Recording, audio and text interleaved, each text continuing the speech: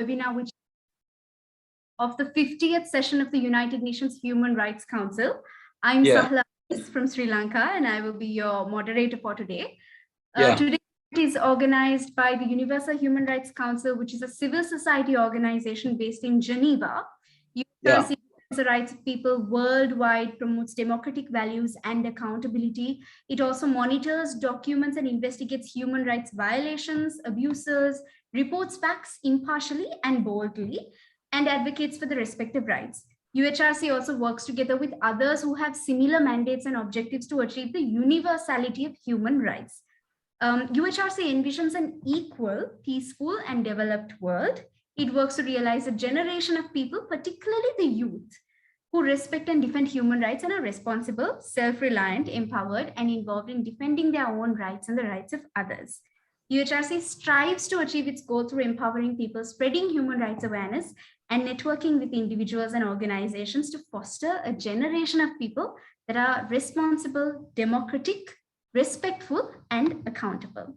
With that being said, let me introduce you to the topic for today, which is exploitation of Sri Lankan sovereignty in the name of financial assistance by India. For those who have been keeping up with the Sri Lankan situation, you would be aware that Sri Lanka is currently facing the worst economic and political crisis since the independence. Many have offered to provide assistance for Sri Lanka, among which prominent roles are played. Excuse me, can you open the video? Sorry to bother you, so disturb you. Yes, the video is actually on. Can everyone see me? No,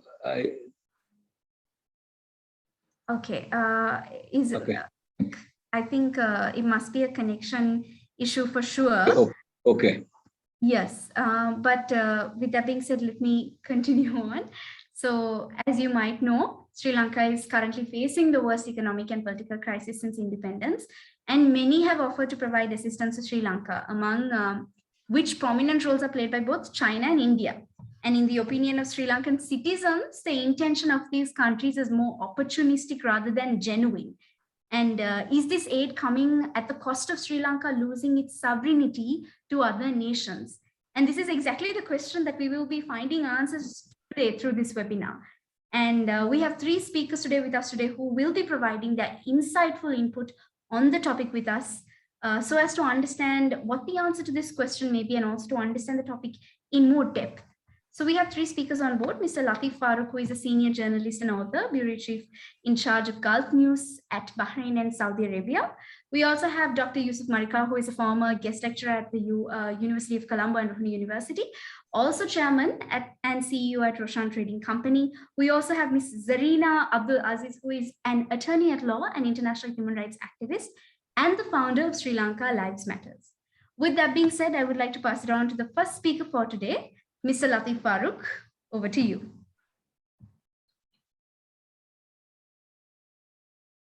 Through the worst political crisis and economic collapse, I would say, not crisis, it's collapse, virtually collapse here. That is a man-made crisis. That is something like tsunami. It's not a problem with nothing to do with nature. It's a purely a man-made crisis. 70 years of misrule, mismanagement, corruption, racism brought us where we are. That is the problem, because now that we were aware that this is going to come, but we didn't do anything. For example, that World Bank and IMF, they informed the Prime Minister and relevant central bank chief and all others in time. Twice they told long before the crisis started, but they kept quiet. So they are responsible. Even the food crisis, that they knew that food, farmers, they consider about 40% of the workers are farmers here. You see, and farmers were not provided with, the proper fertilizer. So fertilizer crisis created by them. So you see, now 2 crops we have lost. So you see, between 65 to 70, Sri Lanka was exporting rice. During Dudley Senaka, former Prime Minister Dudley Senaka, but now mismanagement, every sector mismanagement. Racism, I did speak in this country, racism. Everything to do with racism. Now, for the last 2-3 months, they are appointing committees after committees, even after the new Ranil Vikram Singh was appointed committee. Where are the Tamils? Where are the Muslims? Even today, the racism continues here. And about 3-4 days ago, a respectable Buddhist monk. He called him Galkande Hamaduru. Then he told how systematically planned and carried out anti-Muslim campaign in the island before the election. On the anti-Muslim platform, they came to power. Even today, they are implementing the same agenda. Now, at least after Aragala, at least the people, young fellows are telling, well, we don't want the corrupted people. Then this anti-Muslim, anti-minority persecution is exposed now. They said that are used as a tool to poison the mind of Sinhalese, come to power. But now they say we don't want this, and this they call it Jatiwada, the anti-Muslim, anti-religious, all those things we don't want. We want all to be considered Sri Lankans. At least we should be happy.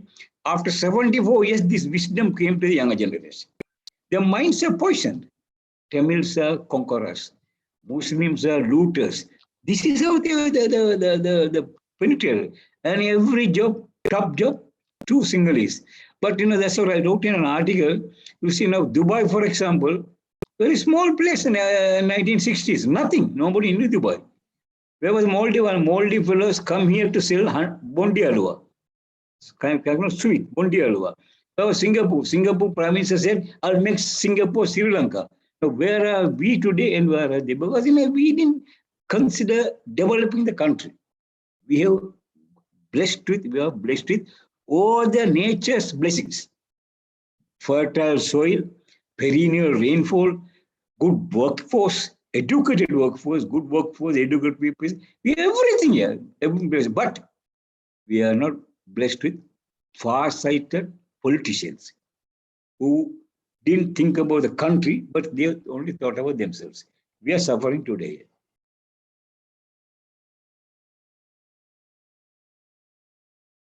So you asked about this Chinese and Indian interference. Can I speak for a word about it? Yeah, okay. Okay. The Chinese, they were involved in two major projects. One is this port city, Hambantota port. Hambantota port of Sri Lanka doesn't need. China, whose trade was only 10 billion, around 10 to 11 billion, about 15 years ago, is 240 billion with Africa. So they need a port in Hambantota. We don't need it here. But what we did, we borrowed money from them, and then we built a port. No ship comes here. We built an airport. No flight comes here. We built a conference hall. No conference held there.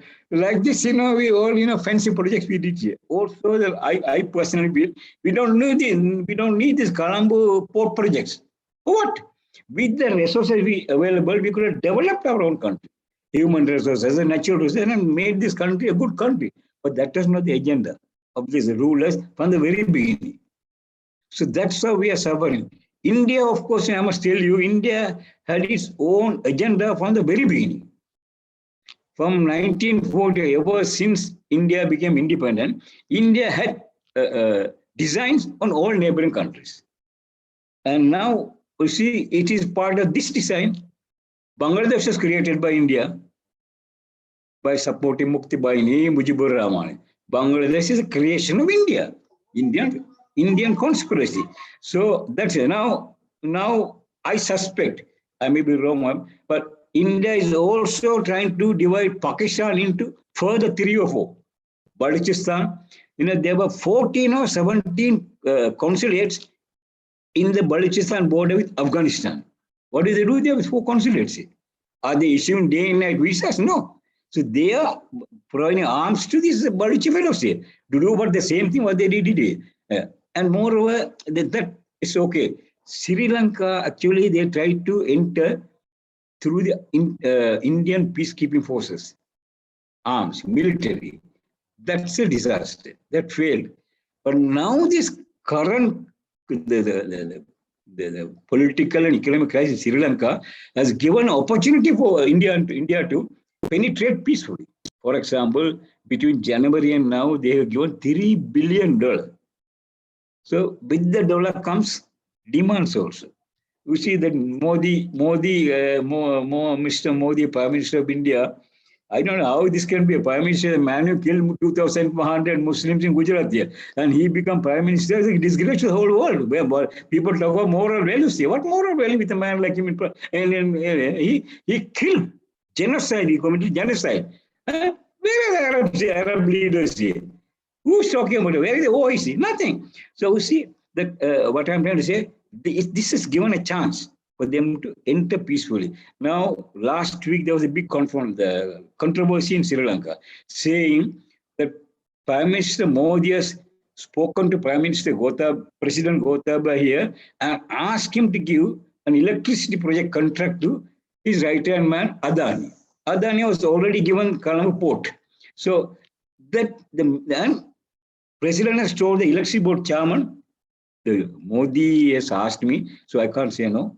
So we have to give it. So then this president, the electricity board chairman, disclosed this. And once they disclosed, he was blackmailed, threatened. So he declined that. Yeah. He said, I didn't say the word like that. He resigned.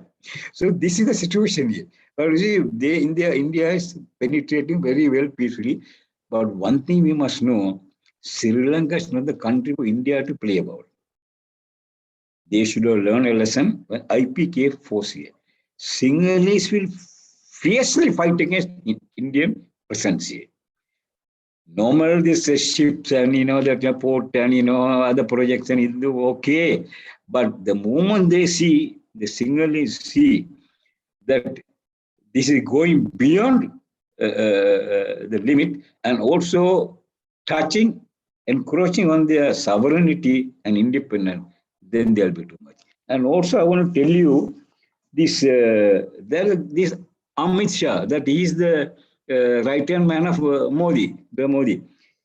He made a statement. I tell you, it was published in Times of India, and why on 14 February 2021, the Tripura Chief Minister Biplab Deb has revealed that Amit Shah has plans to establish BJP governments in Nepal and Sri Lanka. And this is repeated in all the papers here. So for them to establish Nepal, the government here, no joke. But one thing, they were successful in penetrating this country. Shiv Sena is here. Vishwa Hindu Parishad is a fascist faces of RSS, founded by Britain here. So see, they are here, the RSS here. Shiv Sena is here, RSS here, Bajrang Dal is here, and all their fronts are here. What are they doing here? They are cultivating the extremist.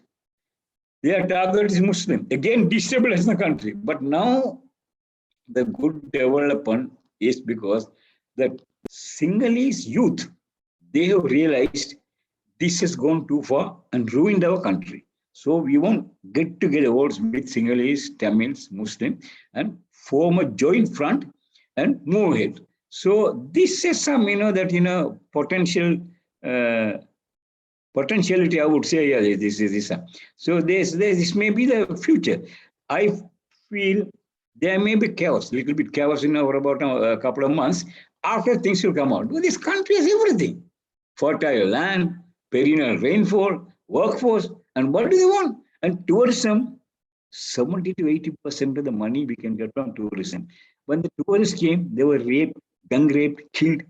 So what sort of image we are building this? So this type of the lawlessness is going to leave. It has to leave. That is the message we are getting from Gulf, which we call Tahrir-e-Shikwa. I only fear Tahrir-e-Shikwa will continue here. So this is the situation here. India will never miss an opportunity. There's so many projects. I don't want to give to all the other projects. Now, Shah says he wants to set up a BJP government in Sri Lanka. Okay. Will he be able to do that? Sri Lankans are highly politicized people. Highly politicized. If you see the television footage here and there, so you see how volatile the situation is. They're very, very energetic people. They're very, very they're vigilant. The vigilance is there. So it's going to be like that here. But India, instead of that, their policies for peacefully entering the place. Like this project that Adani was, if we give an electrical project, the land, they will say, oh, give the land to us later. Who is going to say no? But these guys, this Rajapaksa government for the last, ever since the collapse of the defeat of LTTE, misrule, corruption, racism, brought us where we are. So once things are cleared, the mess is cleared, and there is a good set of people. You see, when these riffraffs come to the scene, all educated people from good families, they go to a side. Otherwise, this country produced some of the finest politicians here, extremely honest people. You see, once there was a prime minister, he resigned and got out of parliament, came down to the road to get into the bus to go to down south. He doesn't want to use his official car. He came there. So when there was another finance minister, he died at ward number 36 in the public hospital. So such good people are there. But only during the last, ever since Javadana opened the country for violence, this country is ruined. That's all. That's all I can tell you, madam. The India has just got an waiting opportunity. Now they're penetrating every possible way. They're penetrating. So that's going to be disaster. China wanted to enter the place. We allowed them to enter. There was no need for us to take a loan from China and then build the Hambantota airport. What is the use? They are using it here. Now it came to a stage where they are given to them for 99 days. What is the need for this? We should have maintained our sovereignty, our independence. So that which we didn't do it. Even Port City, my feeling it, I don't know. We don't need it. Within the means that we have, financial means, we could have developed the country to suit the need of the time. Mr. Farooq, you have one. Tourist industry highly developed, but tourists are not coming here. Like that, we could have done it. So politicians blunders, we are suffering.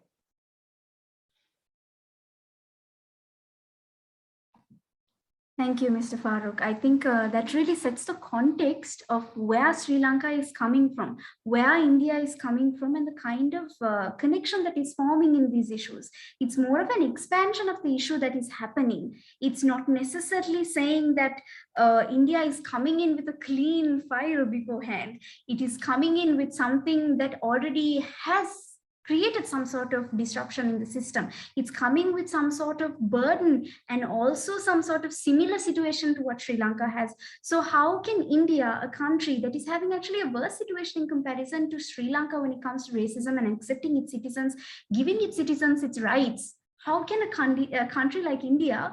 You see, India's sister is not the India which is projected in the Indian media. Indian media is controlled. Up to the neck, they are controlled, squeezed with blackmail and bribe. So Indian media doesn't tell the truth.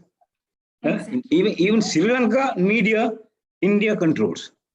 You will never see an article about the Indian atrocities in Kashmir in any of the single local papers. You will never see an article about what is going on the last 1 week in India. The house demolition, arrest and attack and merciless attacks. It is no more a democratic country what Gandhi, India, and Maulana Abul Kalam Azad, they worked out. India is today a mobocracy. Anyway, they are going, picking up a Muslim, attacking, chopping. What is this here? And you see, 3 days ago, I saw a video, and where a 25-year-old boy coming. They stopped him and started attacking him. Continued to 4 or 5 people attack. He fell down. When he fell down, and he died. Police was watching this here. And when he died, they were jumping on him. So this is the barbarity what Modi is perpetrating. I personally feel we can't expect anything from Modi. But one thing you should remember, now the world has gone into different groups now. America, Britain, France, Russia, Israel, Saudi Arabia, Abu Dhabi, India, they are one block. See, Saudi Arabia, maybe they call themselves Muslim, they have nothing to do with Islam there. The government, the most oppressive government in the planet, Saudi Arabia, they are together. They are together in implement. Now look at what did Saudi Arabia and the OIC did to stop the daily barbarity in Kashmir. Did they do anything? And the moment Imran Khan was removed, Saudi Arabia is giving $8 billion to the corrupted sheriff, who was installed in power not by people, but by America. So this is the situation Muslims in India are facing, Muslims all are facing. But in Sri Lanka also we have the same problem. Exactly. But one good sign, Sister Sahlaa, is people have woken up. Mm-hmm. Sinhalese, Tamils, Muslims actually, I don't have much respect to Muslims. Their community believe in sleeping. Mm-hmm. They're not active people, energetic people. Even if you kick them, thank you, sir, they'll go. That is the type of, for last 20 years, ever since I came to return to Sri Lanka, the politicians are corrupt. Mullahs are equally corrupt. People are going behind them. So what do you expect? Yeah. So this is the situation now. Yeah. That's a very good note to also I think pass on, because I think that gives a real good context to the Sri Lankan situation, to open this discussion as well, to also understand what kind of citizens, what kind of background Sri Lanka comes from. So with that being said, Mr. Farooq, thank you for your insight. Thank you for opening up the discussion. It's my pleasure. Setting the context of this. With that being said, let me pass it on to the next speaker for today. Dr. Yusuf Marika, over to you. Mr. Marika, your mic is on mute.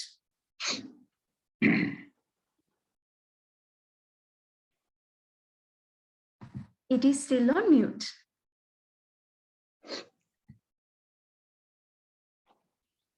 Okay now. Yes. All right. Well, good evening, Sahlaa and other speakers, particularly Mr. Latif Farooq and other speakers. The topic is exploitation of the Sri Lankan sovereignty in the name of financial assistance by India. The first of all, we have to see what is sovereignty. In political theory, the ultimate authority in the decision-making process of the state and the maintenance of order, that is sovereignty. In the 16th century France, Jean Bodin used the concept of sovereignty. By the end of 18th century, the concept of the social context led to the idea of popular sovereignty or sovereignty of the people through an organized government. The Hague Conventions, the Geneva Conventions, and the United Nations all have restricted the actions of sovereign countries in the international arena, stated as international law. Now I come to the subject. India has granted credit lines to procure fuel, food supplies, donated some emergency foods, and also investment in various forms in the past. India also has exploited sovereignty of Sri Lanka from the prehistorical area on civil, political, social, economic, and cultural backgrounds. Now, I want to discuss this under some headings before that. Now, first of all, before European invasion in 1505. Before that, South Indian monarchies invaded Sri Lanka, northern part of Sri Lanka on various times, established their authority, fought with or supported Sinhalese kings, and established and violated the sovereignty of Sri Lanka. Then during the European colonization from 1505 till 1948, or rather 1815, I can say, till they captured the upcountry, there were so many domestic conflicts between the Sinhalese kings, Portuguese, and Holland people. During this time, some battalions, soldiers such as Kunjali Marikar and other soldiers came to Sri Lanka to support and suppress the foreign invasion. That is during the colonization of Europeans. Then South Indians on various employment basis came to Sri Lanka as state workers or some other, we call Kalatonis, till 1965 on various occasions. Then the real exploitation of Sri Lankan sovereignty commenced after 1983, when India trained LTTE cadres by the then Indian Prime Minister Indira Gandhi and Tamil Nadu Chief Minister M.G. Ramachandran. Then the LTTE violated a lot of human rights in Sri Lanka. Then on the 4th of June 1987, Sri Lanka Navy gunships rebuffed the attempt at Indian food supply shipments to northern province by India. And instead, India forcibly parachuted emergency goods into Jaffna Peninsula. It was a naked violation of Sri Lankan sovereignty and independence by India. There were rather financial assistance, we may call it, contention of terrorism and ethnic conflicts. Then we will discuss on the background for these issues. Due to Chinese economic involvements in various forms on various stages after the eradication of ethnic conflict in 2009, India also reluctantly forced to provide financial assistance more and more from 2010 till date. Main concern were geopolitics and locational importance of Sri Lanka, such as silk routes, etc. I can say. And Sri Lanka was forced to accept Indian financial assistance during the inadvertent and mismanagement of the Rajapaksa regime and Sri Lanka Podijana Paramana rule and COVID pandemic. India has provided various forms of financial assistance of $3 billion since 2022 January until now.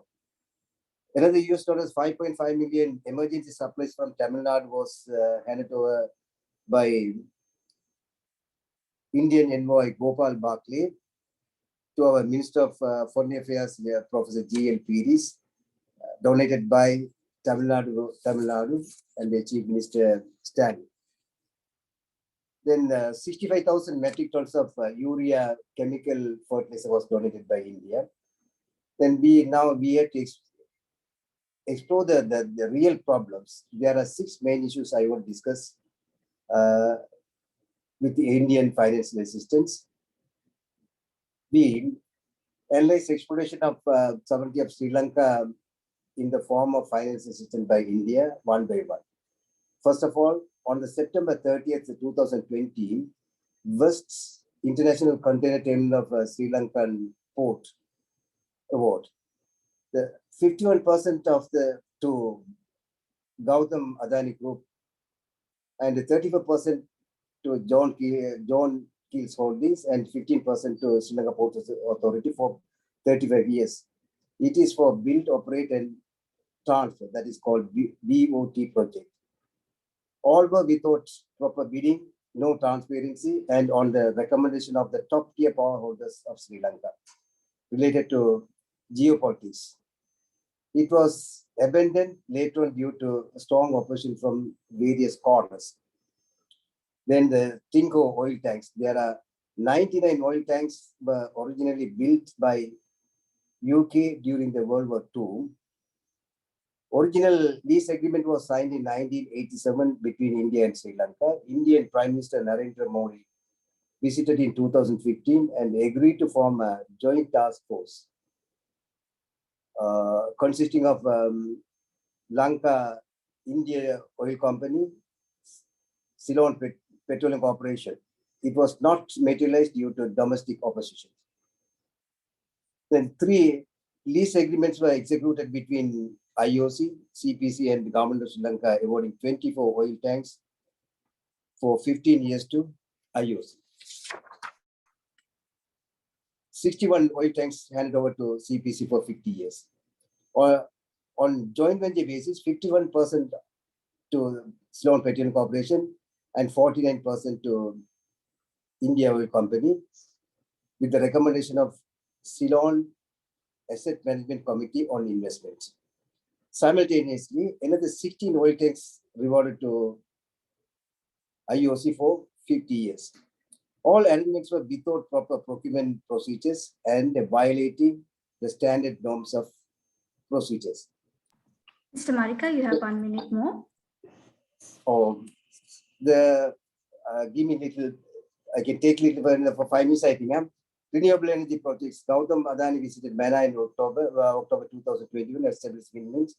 Then China has informed it has decided to halt or suspend hybrid energy system project in 3 islands in the northern province by Sino Solar hybrid technology company. Mana windmill projects owner is Sri Lanka Sustainable Energy Authority, a subsidiary of Ceylon Electricity Board. Then the capacity was 100 megawatts, operational period for 20 years. Later, Adani Group of companies came out with a 1,000 megawatt project valued at $1 billion. Another one at Pune as well. The project is involved with the BOI, CEB, Adani Group, and Ceylon Asset Management Committee of Investment. Adani Group is considered to be an environment villain in their own country.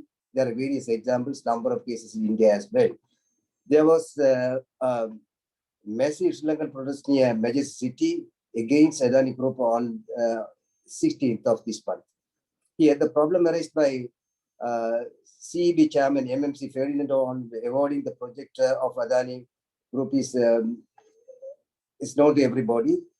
It was a well-known controversy. The Pope was informed by Mr. Ferdinando about the actual case. The government of Sri Lanka should have found out a better scriptwriter to explore and explain their stories, I think. Final victim was Ferdinando. I can say, if you don't like the message, don't shoot the message. Then the monopoly of Indian pharmaceutical products, substandard, adulterated, and inferior quality of pharmaceutical medicine forced on Sri Lanka under Indian credit lines. And in Sri Lanka can import only from India. This was stated by former Health Minister Dr. Rajan Sinaratne. Actual drug shortage was due to Indian credit line, which prohibited importing from other countries. It was an aid with various strings at high price. Instead of financial finished products, the raw materials could have been imported and locally produced.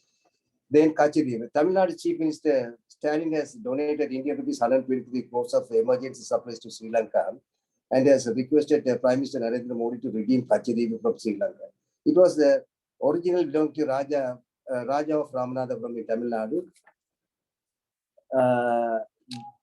This is called in Tamil, I can say. In 1975, agreement was clearly demarcated the fishing rights between India and Sri Lanka, fishing rights in the Gulf of Mannar and the bauxite within the maritime borders. Actually, nearly $70 billion worth of financial loss incurred due to Indian poaching. The Kachadivi is only 295 acres, while Indian area is about 3.3 million kilometers. The Tamil Nadu requesting to invoke Article 6 of the 1976 Pact. Based on the 2024 Indian general election, Prime Minister Modi may favorably look into this matter and apply pressure on Sri Lanka. Then finally, the signing MOU between Sri Lanka Ministry of Technology and Sri Lanka Unique Digital Identity. The other one is Bharat Electronic Limited and the government of Sri Lanka for 6 million maritime coordinating center. This proposal was submitted by the Sri Lankan president to the cabinet. The signing of a memorandum of MOU for Sri Lanka Unique Digital Identity proposal also submitted to the cabinet by the president. MOU signed between Sri Lanka and Indian Defence Ministry to supply DO-22A aircraft Dornier, also proposed to the cabinet by the president. Here we can observe the misuse of authority through the executive president from India and the exploitation of Sri Lankan sovereignty by Indian financial assistance. The final conclusion I want to say, choose any methodology to change the track of this intrusion into Sri Lankan sovereignty by Indian financial assistance. Availability, we have to explore the availability of any other alternative arrangements. If we can stop getting this financial system, what will be the future? The current situation known to everybody, then we beggars cannot be choosers. Under the circumstances, we can seek Chinese, US, or Japanese support.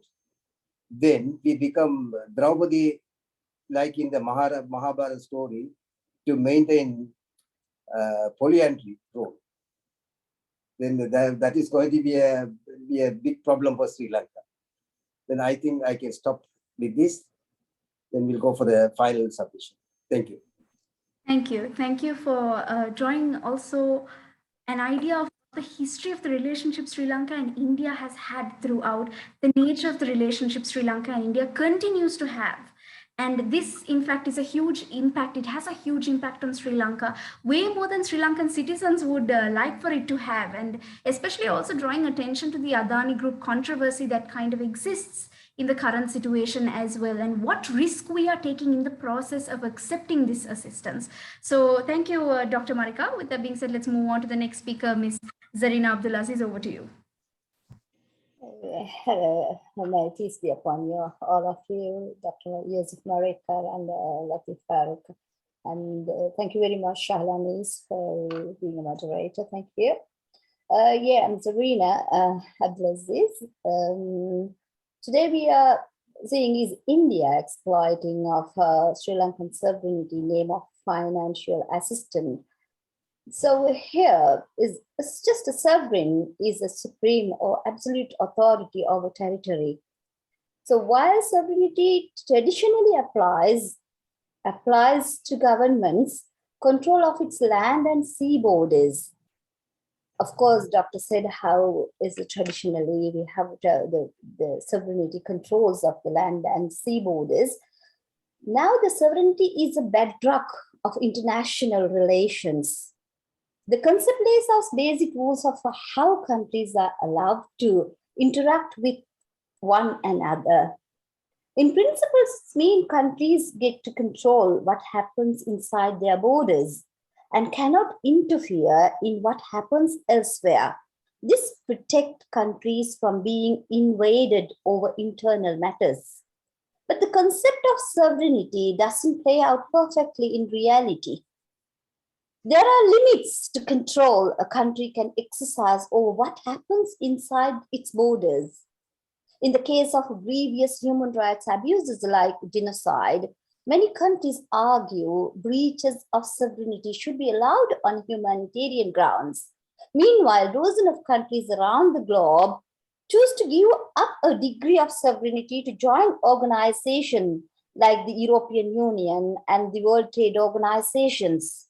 Because today, as the world grows increasingly interconnected, what constitutes a violation of sovereignty is up for interpretation.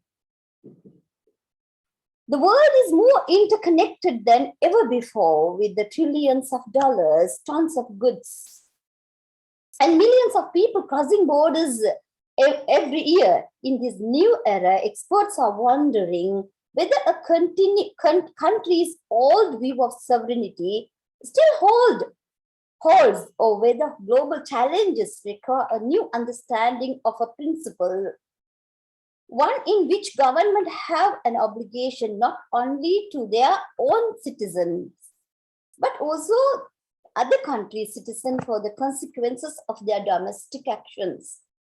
Sri Lankan leaders have promoted large-scale investment from China, which has boosted Beijing debt-trap diplomacy, with the Sri Lankan economy overburdened with Chinese loan.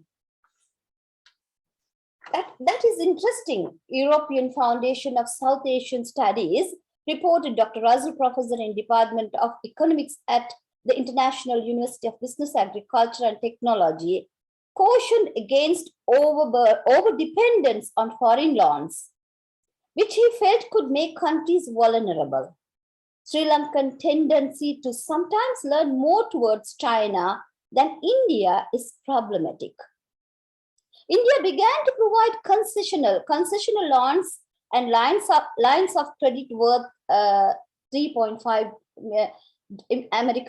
billion to Sri Lanka. The Rajapaksa government cleared several Indian projects that were stuck in limbo. it recently signed 2 maritime security pacts with New Delhi to install coastal radar system and operate a floating docks facility and Dornier maritime reconnaissance aircraft provided by India.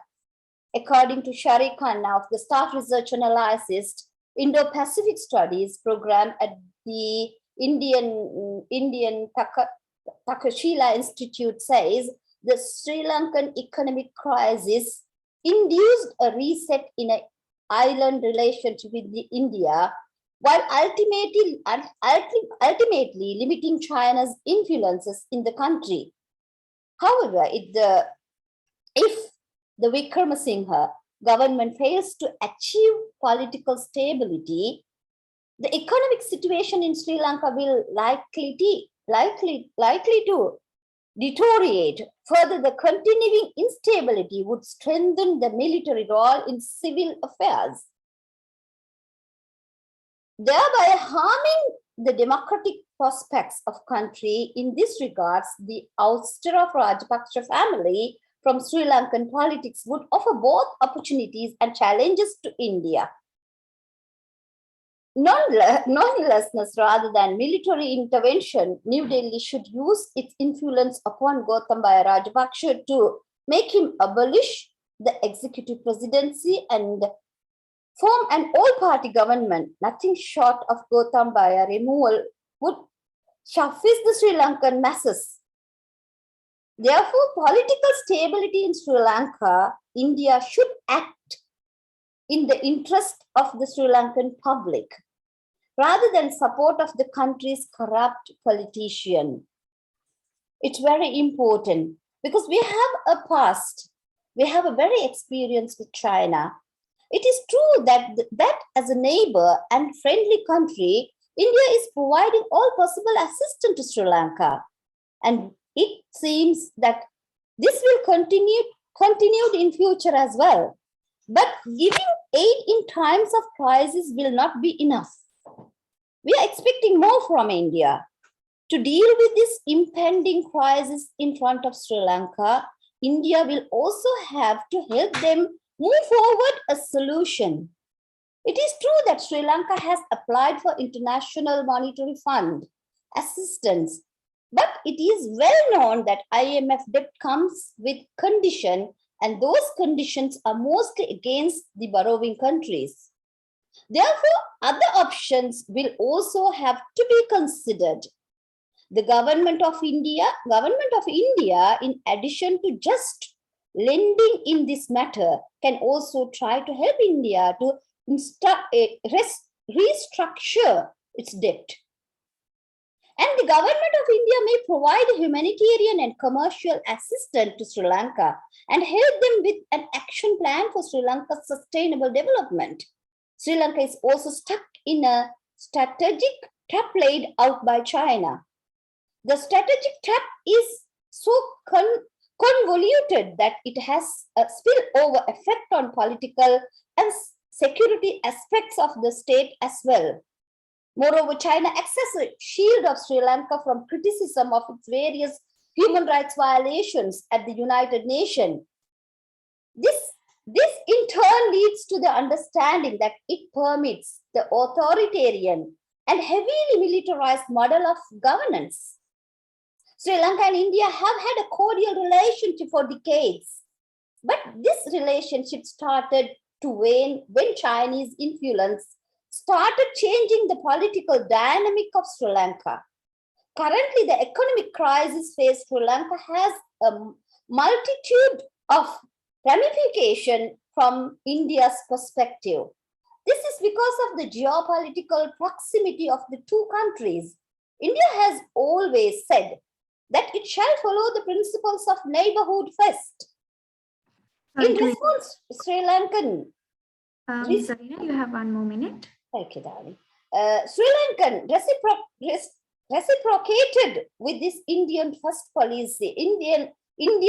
policy. This is beneficial to India because it helped address security concern in the Indian Ocean region. And also, Sri Lanka, during this unprecedented economic crisis, relied on both China and India for support. Meanwhile, the unrest created by the ongoing economic crisis in Sri Lanka has now resulted in imposition of political emergency over the island. India's multi-billion-dollar support during the current crisis, notwithstanding complaints have been raised over the lack of transparency in several major agreements the Sri Lankan government has signed off late with Indian government. Or private entities, including for the development of Trincomalee oil tank farm and for energy project in the north and east of the country. Similarly, members of Sri Lankan opposition have criticized two maritime security pacts signed with India in March as threat to Sri Lankan national security and sovereignty. A specific concern was even raised about the regional war with India, controlling Sri Lankan water and skies, while China controlled the port of Hambantota. The two countries support each other on issues involving each other's core interest. We as Sri Lankan has expressed our appreciation and gratitude to India, timely assistance to deal with this crisis, given the natural propensity of India to help its neighbors in time of crisis and the goodwill such help has generated. The question now being asked in India, should India use this crisis as an opportunity to exploitation of Sri Lankan sovereignty in the name of financial assistance? India has clinched an agreement that allow Indian Oil Corporation access to British Trincomalee oil tank farm. India also aimed to develop a 100 megawatt power plant near Trincomalee. So we as Sri Lankan has expressed our appreciation and gratitude for their support. Meanwhile, we concern about this non-transparent agreements will touch our sovereignty and the sovereignty of people of Sri Lanka. Thank you.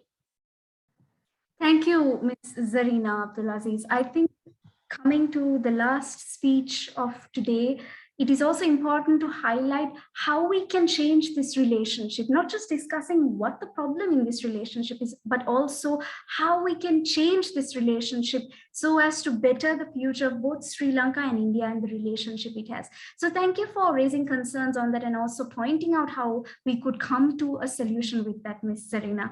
Thank you so much. With that being said, now we will be moving on to the closing remarks. Each speaker will be given 1 minute to express their final thoughts on this session. With that being said, I'm also noticing that Mr. Latif Farooq is currently not on the meeting. So Mr. Dr. Marikar, over to you.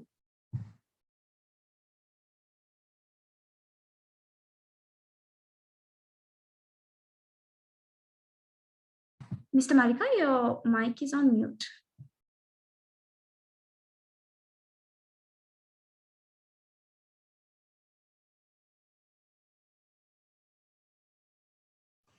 Right. Okay now? You can hear me? Yes. Right. Okay. Well, in the conclusion, I want to state we had to choose any methodology to change the track of this intrusion into Sri Lankan sovereignty by Indian financial assistance, then explore availability of any other alternative arrangements. Then if you stop getting this financial assistance, what will be the future of Sri Lanka? Under the circumstances, we had to seek some other assistance from some other countries. By linking domestic political experience to Sri Lankan foreign policy, the Rajapaksa see great dividends in discarding balance between New Delhi and Beijing, and instead resorting to open endorsement of Chinese model government. In their zeal to please Beijing and New Delhi, they are riding roughshod on the democratic norms of Sri Lanka. Asanka of Observer Research Foundation notes that there is a sheer absence of space for bargaining a better deal in the Rajapaksa government whenever the foreign investor is from China and India.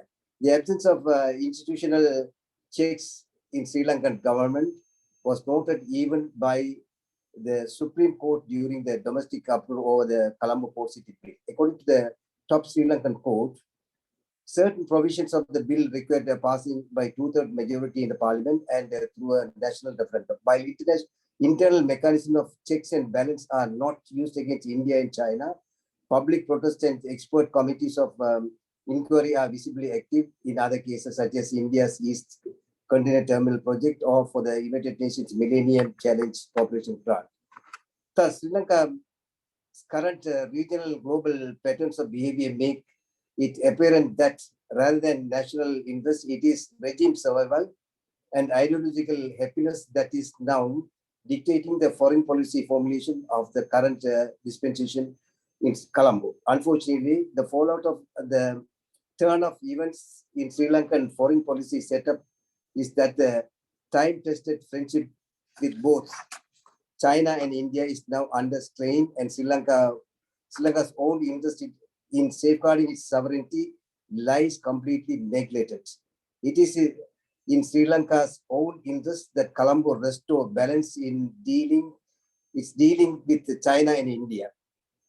In this context, it is welcoming to see that Sri Lanka state-owned ports authority has entered into deal with the Indian Adani Group's developed Eastern Container Terminal of Colombo Port at the cost of compromising the sovereignty of Sri Lanka. In spite of the terminal deal, may alleviate strained ties and tether both New Delhi and Colombo to a working relationship. My concern is at what will be the consequence and at what cost. Thank you. That's all. Thank you, Dr. Malika. I think that is also the question that we all come to at the end of the day, at the end of this discussion. With that being said, I would like to hand it over to Ms. Zarina Abdulaziz to share her closing remarks on this session. Thank you very much, Sahlaa and Dr. Yusuf Marekar and all the panelists. Many in Sri Lanka feel that India's growing presence in Colombo could mean a dilution of sovereignty. And its Sri Lankan sovereignty has been greatly compromised as it is forced to serve two masters who are China and India. India has been slowly replacing China as a dominant player in Sri Lanka since the election of President Gotabaya Rajapaksa in 2019. While initially China seems to have received preferential treatment from the Rajapaksa's administration. Hopefully, however, India managed to get important projects and drive China out from most of the important ventures. India also clinched an important deal regarding the Trincomalee oil tank farm, which essentially handed to bunkering operation at Trincomalee to Indian Oil Corporation. Sri Lanka also finalized a joint venture and shareholders agreement, I think JVSHA, for the development of this solar power plant at Sambur, Trincomalee with India.